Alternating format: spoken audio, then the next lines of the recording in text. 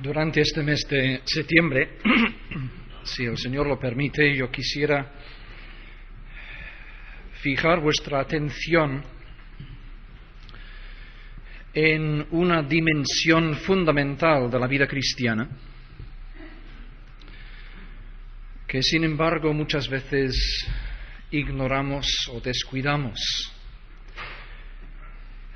Me gustaría que al empezar este nuevo curso en la vida de la Iglesia, considerásemos juntos el hecho de que estamos involucrados en una guerra espiritual. Vivimos tiempos de guerra. La impresión que yo he recibido es que todavía no ha cundido en la mente de nuestros conciudadanos la seriedad de la situación que se está presentando en el Golfo Pérsico.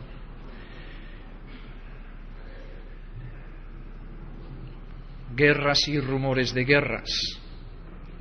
Pero mucho más serio aún es el hecho de que parece ser que no ha cundido en la mente de muchos creyentes el hecho de que desde el día de nuestra conversión estamos involucrados en una guerra mucho más significativa que la confrontación del Golfo Pérsico.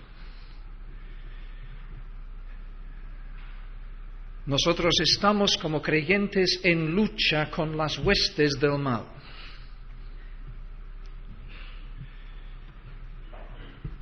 Y creo que ante esta idea se puede percibir toda una gama de reacciones entre los creyentes, desde un escepticismo digno de un Tomás,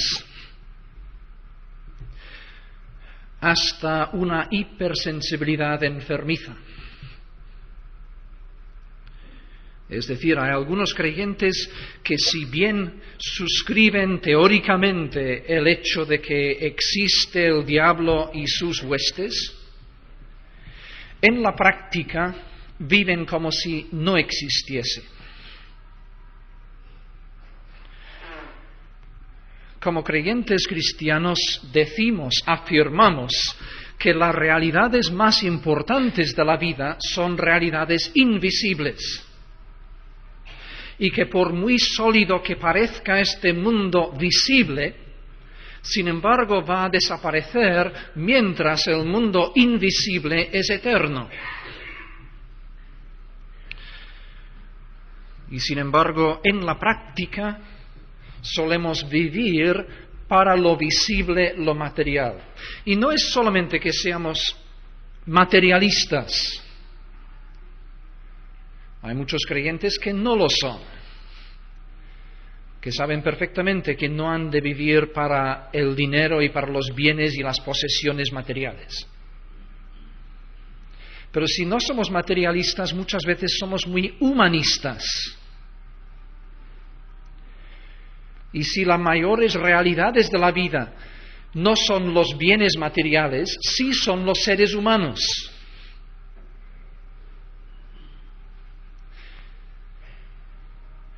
Y por lo tanto, cuando hay situaciones de dificultad, intentamos resolver estas situaciones netamente en un nivel humano. Es por esto que oramos tan poco. Porque en la práctica creemos que la vida de la Iglesia, la marcha de la Iglesia, es un asunto humano. Y por supuesto no podemos negar lo humano.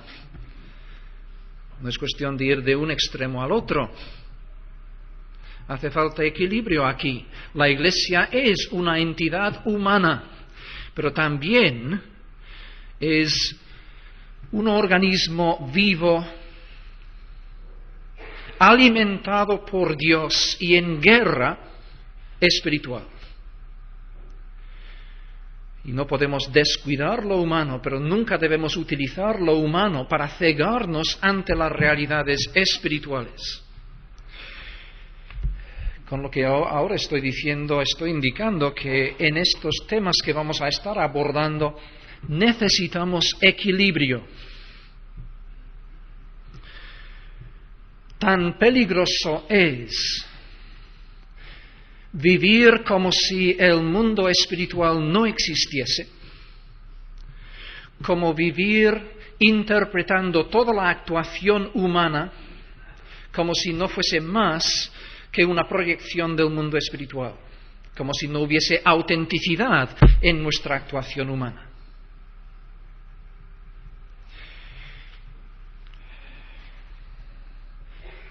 Hay iglesias que tienden a pecar por lo segundo. Ven demonios detrás de cada árbol. A lo mejor hay demonios detrás de cada árbol. Yo no lo sé. Porque el Señor no nos ha revelado esto. Y por algo será que Él no nos lo ha revelado. Pero yo encuentro en las Escrituras un sano equilibrio en cuanto a estos temas. Como botón de muestra. El Evangelio de San Mateo. Incluso los 3 sinópticos, se podría decir. Cuando Jesús entra en su ministerio público, lo primero que ocurre después de su bautismo es una confrontación abierta y declarada con el demonio, el diablo. Al concluir esta confrontación, se nos dice que el diablo dejó al Señor durante un tiempo. Y los evangelistas no suelen correr nuevamente el velo para que podamos percibir directamente la actuación del diablo. Y sin embargo, si es que los evangelistas nos han permitido ver al diablo en el comienzo del ministerio de Cristo, es porque quieren que comprendamos que más allá de lo visible, más allá de lo circunstancial de la vida de Jesús, hemos de entender que se está librando una guerra entre el príncipe de las tinieblas y el Señor de señores. Y no somos realistas en nuestra apreciación del ministerio de Jesús si no entendemos que existe esta lucha en este nivel. Si bien los evangelistas, a partir del capítulo 4 de Mateo y los capítulos equivalentes en Marcos y Lucas, no vuelven a hablarnos abiertamente de la presencia de Satanás. Solo en ciertos momentos detectamos su presencia. Cristo tiene que decir a Pedro: vete de mí, Satanás, porque el diablo está allí, activo, utilizando a uno de los mismos discípulos de Jesús. O como dice Lucas, fue el diablo que entró en el corazón de Judas en el momento de su traición. Pero estos son pequeños detalles que nos hacen comprender que detrás hay algo grandioso, una lucha tremenda. Y hermanos, si nosotros no comprendemos que más allá de las cuestiones humanas de la vida de nuestra iglesia, hay una lucha espiritual, si descuidamos la realidad del maligno y de las fuerzas del mal, no vamos a tener un concepto ni realista ni bíblico de la vida de nuestra iglesia.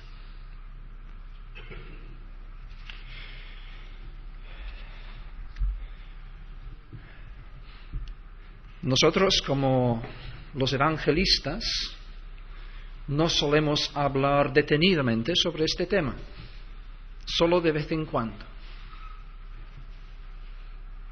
Otro ejemplo bíblico sería el libro de Job. Recordaréis que en el prólogo de aquel libro de Job aparece el diablo en la corte de Dios y luego desaparece. Y sin embargo, el libro nos ha dicho desde el primer momento que todo lo que luego sucede a Job y que causa tanta perplejidad a sus compañeros y al mismo Job, tiene que ver con aquel prólogo, con la realidad de la existencia del diablo y la resolución del libro de Job. Y la contestación divina a las perplejidades de Job es incomprensible si descartamos y descuidamos la figura del diablo. Y lo mismo ocurre en la vida de nuestra Iglesia y nuestras propias luchas personales. Esta pues va a ser un poco nuestra temática a lo largo de este mes, si el Señor lo permite.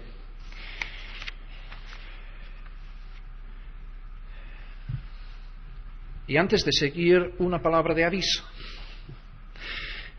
Una de las razones por las que no solemos hablar frecuentemente de estos temas es porque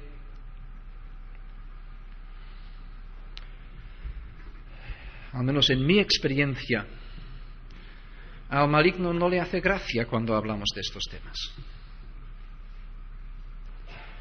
Y podemos y debemos esperar su oposición cuando hablamos directamente de él. He dicho que una de las razones por las que no oramos como deberíamos orar es porque no tenemos ojos para ver lo invisible. Y porque al estar ciegos ante las realidades espirituales, todo lo medimos, todo lo juzgamos, todo lo intentamos solucionar en un nivel meramente humano.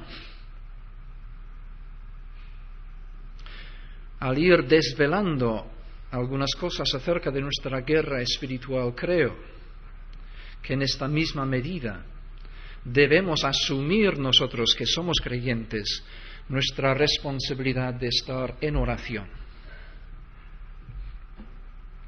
Y a los que sois maduros en la fe,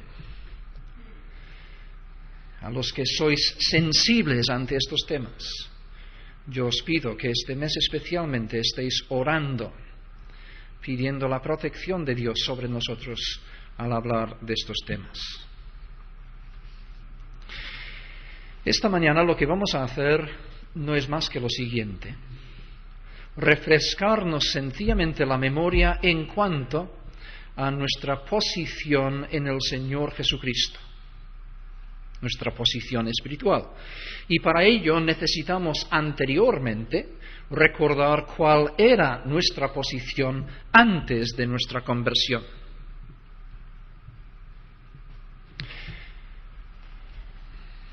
Seguramente nos habrá pasado a todos nosotros que solo ha sido después de la conversión y en la medida en la que hemos ido creciendo en la fe, que hemos podido comprender cuál era nuestra verdadera situación antes de convertirnos. Porque antes de convertirnos no teníamos ni noción de nuestro peligro. Creíamos que íbamos muy bien por esta vida, con algunos problemas, pero básicamente que éramos dueños de nosotros mismos, hacíamos lo que nos daba la real gana y vivíamos a nuestra manera. Y no comprendíamos las enormes ataduras espirituales que nos esclavizaban. La palabra de Dios nos dice que antes de pertenecer al Señor Jesucristo, pertenecíamos a la potestad de las tinieblas. Esto lo encontraréis en el capítulo 1 de Colosenses. Versículos 12 y 13. Con gozo damos gracias al Padre, que nos hizo aptos para participar de la herencia de los santos en luz, el cual nos ha librado de la potestad de las tinieblas y trasladado al reino de su amado Hijo.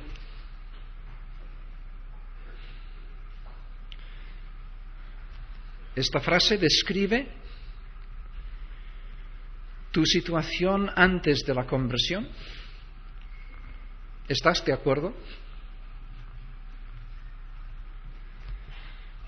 Que estabas en esclavitud bajo la potestad de las tinieblas.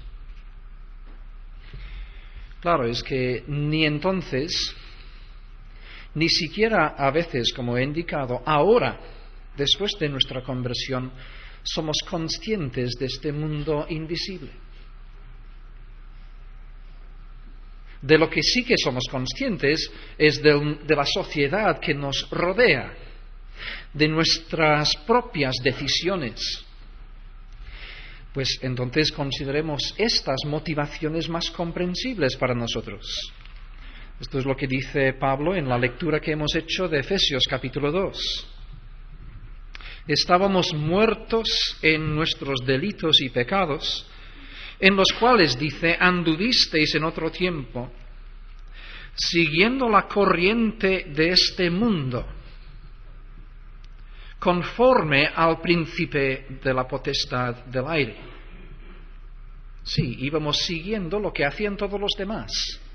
No veíamos al príncipe de la potestad del aire.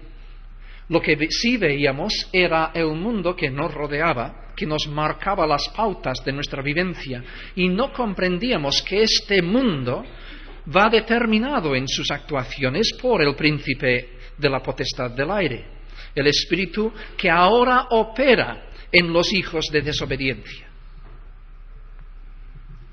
entre los cuales también todos nosotros vivimos en otro tiempo en los deseos de nuestra carne, haciendo la voluntad de la carne y de los pensamientos. Aquí entra otro factor, no solamente nuestro comportamiento antes de la conversión quedaba determinado por la influencia del mundo, sino por los apetitos de la carne. Y sin que nosotros nos diésemos cuenta de ello, el maligno tenía una quinta columna dentro de nosotros, estos apetitos carnales. A lo mejor antes de nuestra conversión llegamos a comprender la realidad del mundo, la realidad de nuestros apetitos carnales, sin comprender que más allá había también esta otra fuerza, el príncipe de la potestad del aire. En realidad, quien está dominado por la carne o por el mundo, también lo está por el maligno, aun sin saberlo. Pablo en este texto nos llama en aquella condición hijos de desobediencia. El Señor Jesucristo es más directo aún. Él nos llama hijos del diablo. Al menos así hablaba a los judíos de su día.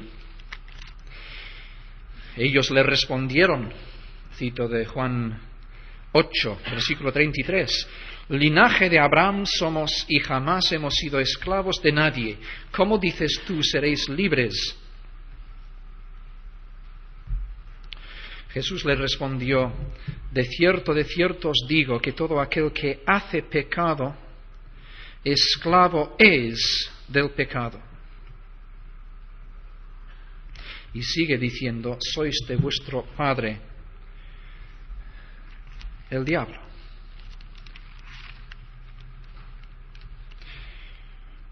Recordamos también sus palabras sobre Judas. Uno de vosotros es un demonio. Recordamos asimismo lo que veíamos en la primera epístola de Juan, cuando él describía la diferencia entre los hijos de Dios y los que él llama directamente también, como el Señor Jesucristo, los hijos del diablo. Decíamos en aquel entonces que todo ser humano tiene que caber en una de estas dos categorías, no hay tercera opción intermedia. O has nacido de nuevo y tienes la nueva vida del Espíritu Santo de Dios en ti, o bien bíblicamente sigues siendo hijo del diablo. En esto se manifiestan los hijos de Dios y los hijos del diablo. Todo aquel que no hace justicia y que no ama a su hermano no es de Dios. Y recordaréis que decíamos, no es lo que profesamos con nuestros labios que determina nuestra paternidad, sino cómo vivimos de verdad. Puedes profesar muchas cosas muy ortodoxas y seguir siendo hijo del diablo.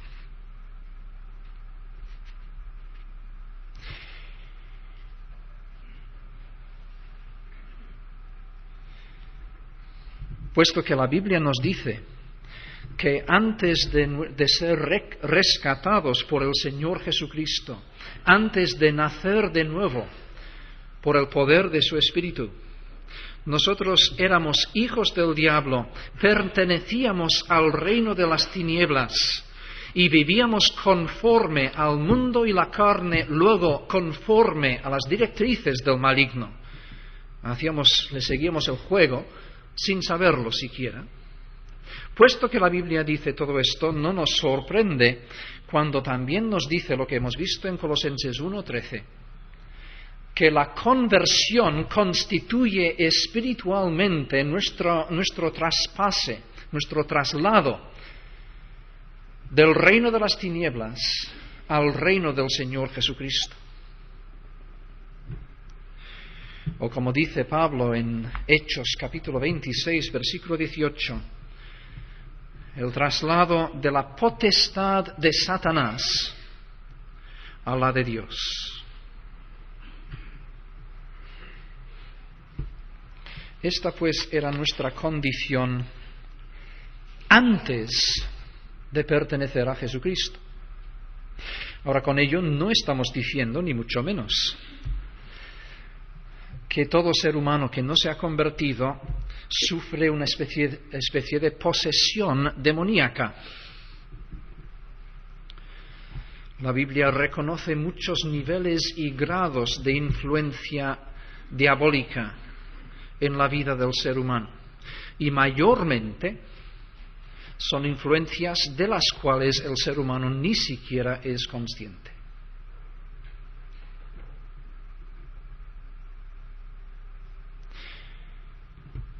De esto estaremos hablando en otra ocasión, Dios mediante. Pero en menor o mayor grado, de una manera u otra, todos hemos sido hijos de ira y desobediencia. Todos le hemos hecho el juego al diablo, hemos seguido sus intereses. Éramos, sin saberlo, sus esclavos. Él nos dominaba. Nada más convertirnos, nuestra situación cambia radicalmente.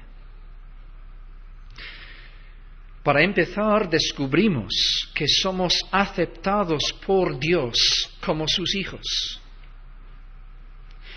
Y esto se dice ligeramente. Se dice ligeramente porque una de las mentiras que el diablo siembra en nuestra sociedad es que todo ser humano es un hijo de Dios. Y por lo tanto, cuando llegas a serlo de verdad, no aprecias la grandeza del cambio. De que antes, por tu condición pecadora, estabas excluido de la presencia de Dios. No tenías acceso a Dios como Padre. Solo es por el camino nuevo y vivo que Jesucristo ha abierto por su muerte en la cruz, que nosotros ahora tenemos acceso a Dios como hijos y somos aceptados por Él. Acerquémonos, pues, confiadamente al trono de la gracia para alcanzar misericordia y hallar gracia para el oportuno socorro, dice Hebreos capítulo 4.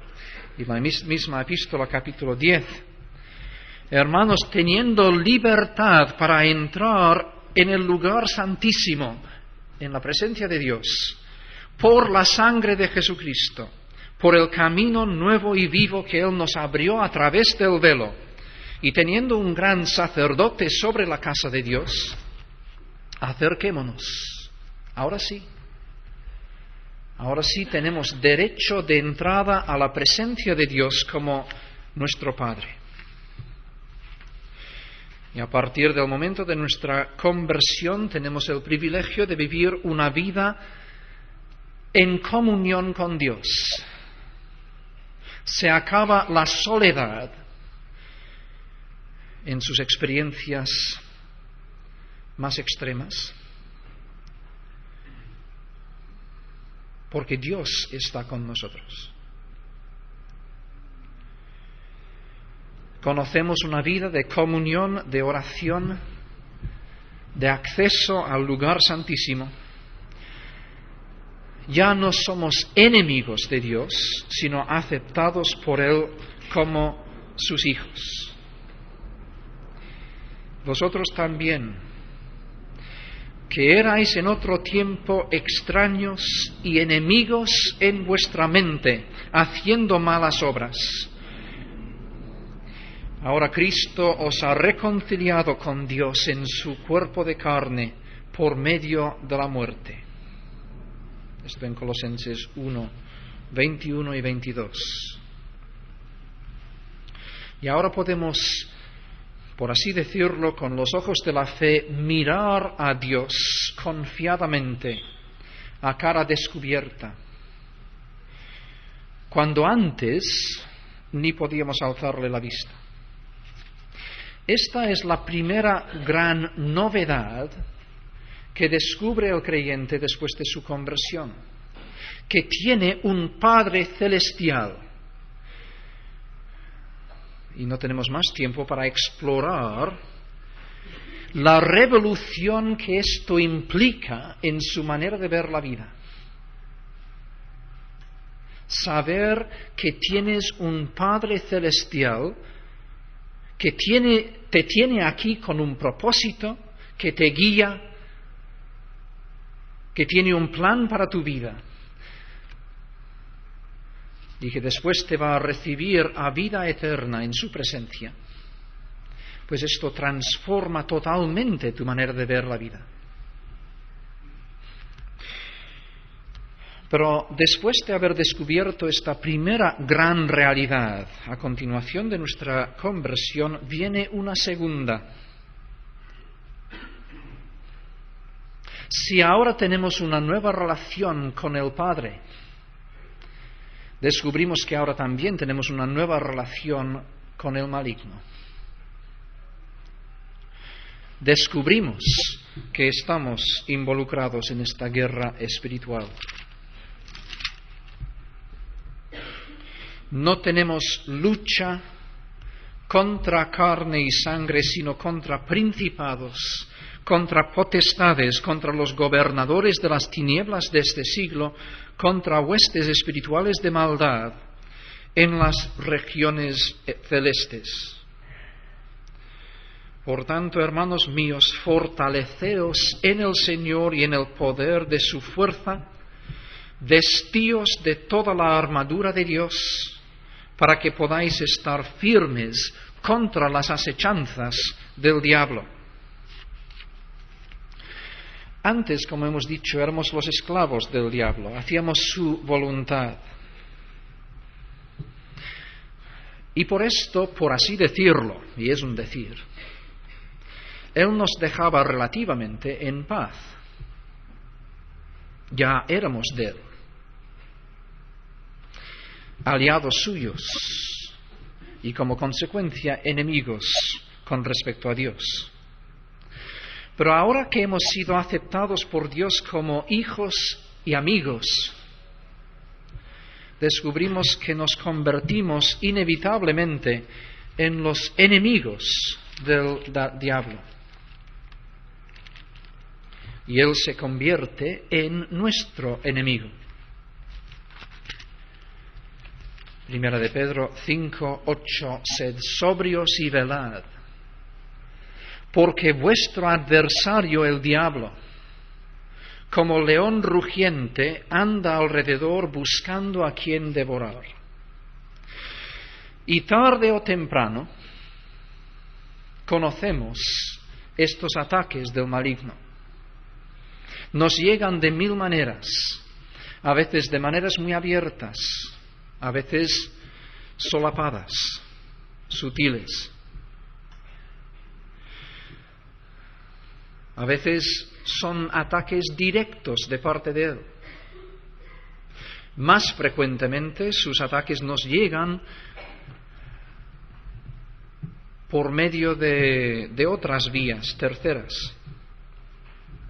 Podemos conocer la oposición, la persecución, el insulto, el sarcasmo, la decepción de la apatía espiritual de nuestros compañeros o familiares. Conocemos momentos de desánimo, de cansancio, de opresión que no nos explicamos. Conocemos varias clases de sufrimiento, de enfermedad.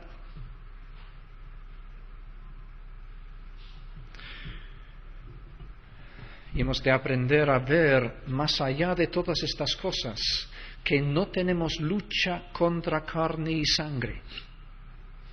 Que incluso cuando el maligno utiliza a otro ser humano, ese ser humano no es nuestro enemigo, sino otra víctima más que somos llamados a salvar por medio del Evangelio.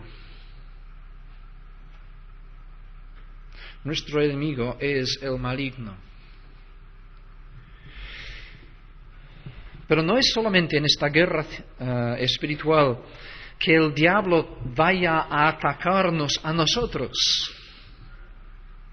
Si tú crees en el Señor Jesucristo, has recibido una comisión de parte de Él.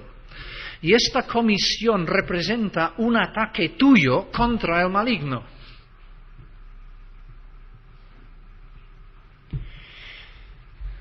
Hemos sido enviados por el Señor a territorio del diablo a fin de llevar allí el Evangelio y rescatar a personas de sus garras.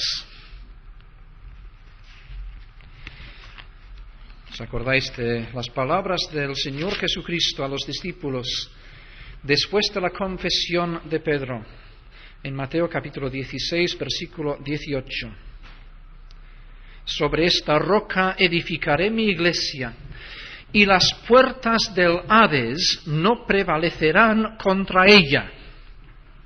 Y me parece que en otra ocasión os he dicho que de pequeño yo entendía muy mal este texto, porque estaba tan obsesionado con la idea de que el diablo nos atacaba a nosotros, y tan poco acostumbrado a la idea de que nosotros teníamos que atacar al territorio del diablo, que yo siempre imaginaba que aquí estaba la iglesia parada sin moverse y contra ella venían las puertas del Hades, como si unas puertas pudiesen levantarse y marchar por el campo. Cuando por supuesto la idea es al revés. La iglesia va contra las puertas del Hades. Hades, el lugar de los muertos espirituales, está allí como fortaleza del maligno. Y la iglesia ha de asediar aquella fortaleza, entrar por las puertas de la fortaleza para rescatar a personas. Este es nuestro cometido. En este sentido también estamos en medio de una guerra espiritual. Y os propongo una idea, y que cada cual juzgue si es cierta o no. Si es que tú sabes muy poco de la oposición satánica en tu vida, estoy casi seguro de que también sabes muy poco de lo que es evangelizar. Porque las dos cosas van muy unidas. Si el diablo puede tenerte callado y sin evangelizar, y yo no creo que vaya a escandalizar a nadie si digo que esta es la situación de la mayoría de creyentes en nuestros días. Si el diablo te tiene paralizado, es posible, no es seguro, pero es posible que no te tendrá que molestarte demasiado. Pero serás infiel a tu Señor. Habrás claudicado en la guerra espiritual.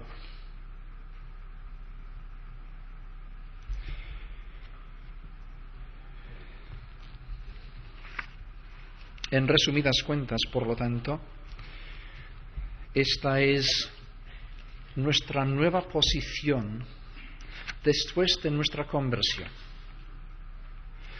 Plena aceptación por parte del Padre, una nueva guerra, una nueva enemistad con el maligno. Ahora, por supuesto, esta es una guerra en la cual, como hemos dicho en muchas ocasiones, Jesucristo ya ha ganado la victoria decisiva, una victoria de vigencia eterna, retroactiva y permanente. Esta es la victoria que Pablo describe, también escribiendo a los Colosenses en el capítulo 2, versículo 15, cuando dice que Jesús despojó a los principados y a las potestades y los exhibió públicamente, triunfando sobre ellos en la cruz. Y porque Jesús ha ganado la victoria definitiva y porque el creyente vive en el poder de Jesús, su vida está escondida con Cristo en Dios. Por esto el creyente participa de esta misma victoria cuando anda en el poder del Espíritu Santo, cuando anda en Cristo. Ahora acabamos de leer en Pedro que nuestro enemigo todavía está vivo y lejos de haber sido totalmente incapacitado, está allí como león rugiente con el propósito de devorarnos. Aquí también necesitamos equilibrio. En Jesucristo tenemos una victoria segura.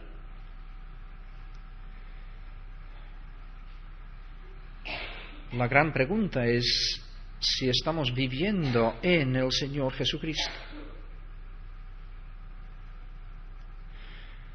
Porque si intentamos ganar la victoria sobre Satanás en nuestras propias fuerzas, descuidando nuestra relación con el Señor, muy fácilmente abrimos la puerta al león rugiente. Pero recordemos lo que nosotros tenemos en el Señor Jesucristo. Nosotros tenemos limpieza y justificación, para que el maligno ya no nos puede acusar. Una de las armas coaccionantes más poderosas del maligno sobre la vida del no creyente, incluso indebidamente sobre la vida del creyente, son sus acusaciones. Si nosotros vivimos en una relación estrecha con el Señor Jesucristo, si cuando caemos volvemos a Él para limpieza, para perdón, en Jesucristo tenemos lo necesario para que el maligno no pueda acusarnos. ¿Conocéis la historia del sacerdote Josué?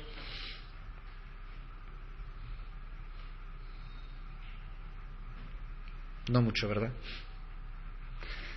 Se encuentra en Zacarías capítulo 3.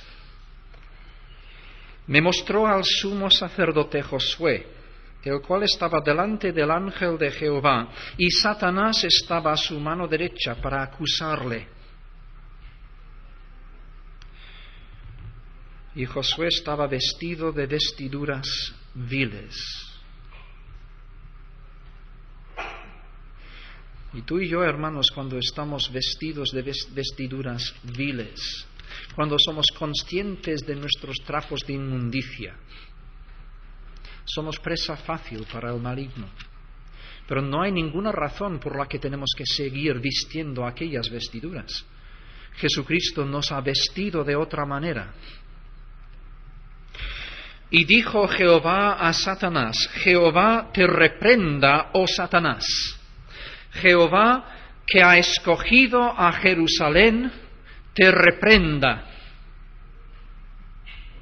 Dios ha estado formando un pueblo redimido, limpiado por Él, para sí, desde los albores de la salvación, y este pueblo se llama Jerusalén. Y tú y yo pertenecemos a Jerusalén. Jehová, que ha escogido a Jerusalén, te reprenda. No es este, Josué, un tizón arrebatado del incendio. Nosotros también lo somos. Claro, si tenemos que presentarnos delante del Señor en nuestra propia justicia, hacemos bien en escuchar las acusaciones del maligno que nos excluyen de toda posibilidad de salvación. Pero es porque somos tizones arrebatados del incendio por nuestro Salvador y revestidos en su justicia que el maligno ya no nos puede acusar. Y en el Señor Jesucristo tenemos limpieza para desarmar al maligno en cuanto a una de sus armas más poderosas, la acusación contra nuestros pecados. Pablo dice lo mismo al final de su exposición del Evangelio en Romanos capítulo 8. ¿Cómo concluye esta exposición? Pues con esta misma idea. La salvación en Jesucristo es tan completa y perfecta que no queda acusación posible contra los elegidos de Dios. ¿Quién acusará a los escogidos de Dios si Dios es el que justifica? ¿Quién nos separará del amor de Cristo? Estoy seguro de que ni la muerte, ni la vida, ni ángeles, ni principados, ni potestades, ni ninguna otra cosa creada nos podrá separar del amor de Dios que es en Cristo Jesús. Tenemos justificación, pues limpieza, santificación, para no caer bajo las acusaciones del maligno. Pero además en el Señor Jesucristo tenemos nueva vida, regeneración, para vencer la tentación del pecado. En aquella misma epístola a los romanos, Pablo recuerda a sus lectores: el pecado no se enseñoreará de vosotros, pues no estáis bajo la ley, sino bajo la gracia. Y más adelante, en el capítulo 8, precisamente, él expone cómo funciona esto. Y les dice que el Espíritu Santo nos ha sido dado para que la justicia de la ley se cumpla en nosotros, que no andamos conforme a la carne, sino conforme al Espíritu. Y Dios nos ha dado una nueva vida en el Espíritu Santo, a fin de que, caminando por aquella vida, tenemos con qué vivir justamente y vencer la tentación del pecado. En Jesucristo también tenemos una esperanza viva con respecto al futuro. Otra de las armas más poderosas del maligno es la muerte. Nuevamente vivimos en una sociedad que se ciega ante la muerte y la realidad de la muerte. Y sin embargo, en cuanto a sus resortes más íntimos de comportamiento, el temor a la muerte está allí, siempre presente. Mucho más de lo que la gente piensa. Pero Jesucristo ha venido a librar a todos los que por el temor de la muerte estaban durante toda la vida sujetos a servidumbre. Otra esclavitud rota por la salvación en Jesucristo. Y en otra ocasión también veremos que en el Señor Jesucristo tenemos armas espirituales a fin de poder afrontar todas las asechanzas del diablo. Dios en el Señor Jesucristo nos arma perfectamente, y si estamos dispuestos a vivir la única manera válida de vivir la vida cristiana, vistiéndonos, recubriéndonos de estas armas, no necesitamos temer a nuestro enemigo. En nosotros mismos somos impotentes contra él.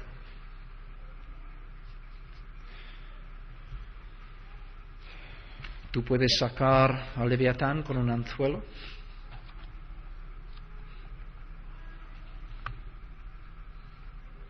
La bestia es mucho más grande que tú. Pero recordemos que la bestia también es una criatura de Dios, una creación suya. Y en ningún momento se puede comparar su fuerza y su poder con la fuerza y el poder de nuestro Dios. Y nosotros estamos en Dios, en el Señor Jesucristo. Esta es nuestra nueva posición en Cristo. De esto hemos leído. Dios, que es rico en misericordia, por su gran amor con que nos amó, aun estando nosotros muertos en pecados, nos dio vida juntamente con Cristo. No es solamente una nueva vida, sino que es una vida juntamente con Cristo. Y juntamente con Él nos co-resucitó. Y asimismo nos hizo sentar en los lugares celestiales con Cristo Jesús. Y si echamos el vistazo hacia atrás, vemos que en el capítulo 1 de Efesios, Pablo ya ha dicho que estar sentado en los lugares celestiales es estar sentado sobre todo principado y autoridad y poder y señorío, y sobre todo nombre que se nombra.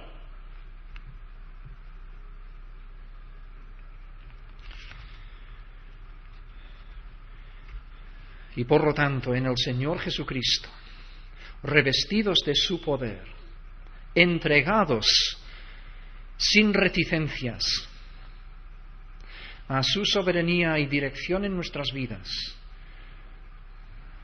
nosotros estamos sentados con Él por encima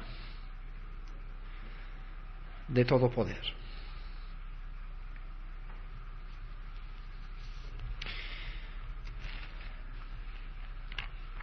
También en la primera epístola de Juan, recordaréis que leíamos estas palabras dirigidas a los jóvenes. Y recordaréis que decíamos en aquel entonces que los hijitos a los que Juan escribe son los recién nacidos en el sentido espiritual, que son los que han descubierto que tienen a Dios por Padre. Lo que yo decía antes, este es el primer descubrimiento de aquel que ha sido regenerado.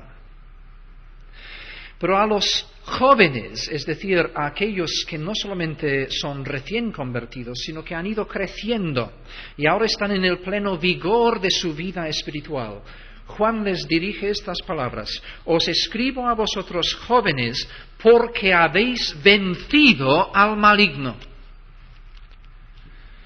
Y nuevamente, versículo 14 del capítulo 2 de Primera de Juan. Os he escrito a vosotros jóvenes porque sois fuertes y la palabra de Dios permanece en vosotros y habéis vencido al maligno. Si la vida cristiana es alguna cosa,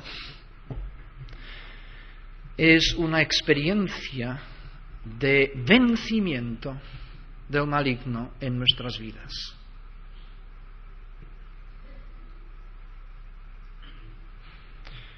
Vivimos en la carne, pero no conforme a la carne, sino en el poder de Cristo. Y quien no vive así, no vive una vida cristiana.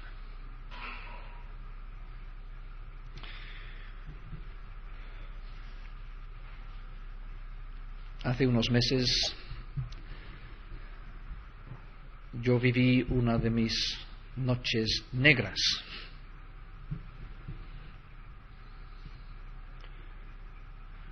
Una noche de especial oposición satánica.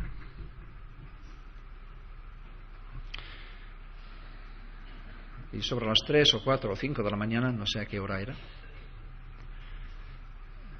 me desperté a medias, sudado y con un tremendo sentimiento de pánico, de opresión espiritual. Si nunca has tenido una experiencia así, pues mejor. es posible que con el avance en la vida espiritual tendrás que afrontar situaciones de estas, no lo sé. Pero así, en cama, medio dormido y medio despierto, descubrí que yo estaba hablando con el maligno.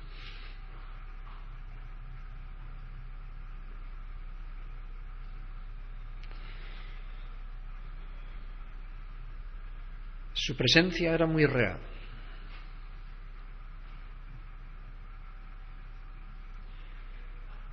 Y yo le estaba diciendo, más o menos, tú me puedes atacar de muchas maneras.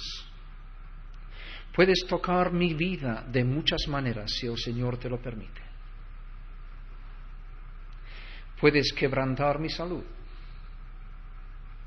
Puedes destruir mi reputación. Puedes destrozar la iglesia que pastoreo. Puedes hacer muchas cosas si el Señor te lo permite.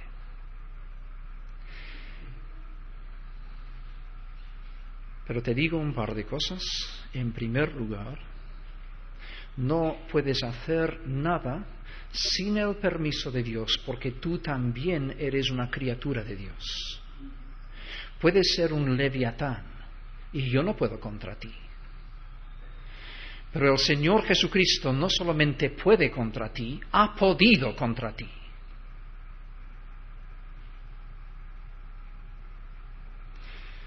Y no puedes hacer nada que el Señor no lo permita.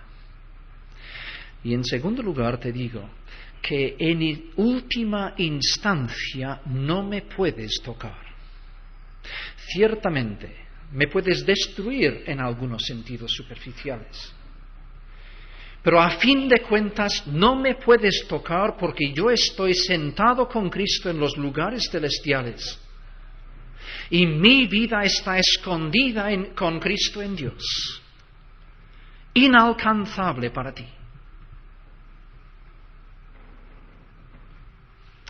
Oremos al Señor. Padre, pedimos que tú nos abras los ojos para ver realidades que frecuentemente, aun profesándolas, las olvidamos. Ayúdanos a refugiarnos en ti, no a fin de escaparnos del mundo, sino para fortalecernos en ti a fin de vivir adecuadamente en el mundo. Queremos confesar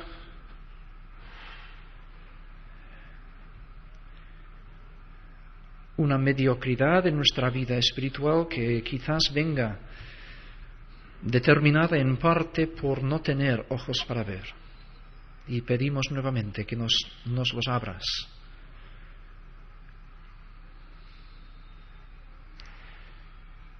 Y queremos confesar que no somos muy fieles en nuestro cometido evangelístico. Y quizás por haber dejado demasiado en paz al maligno, él también nos deja en paz a nosotros. Tú nos has llamado, tú nos has comprado.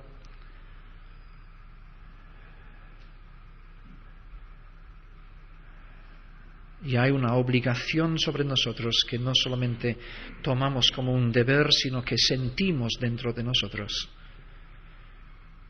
Que estamos en deuda, la deuda de proclamar tu evangelio y serte fieles porque tú has sido tan fiel en nuestras vidas.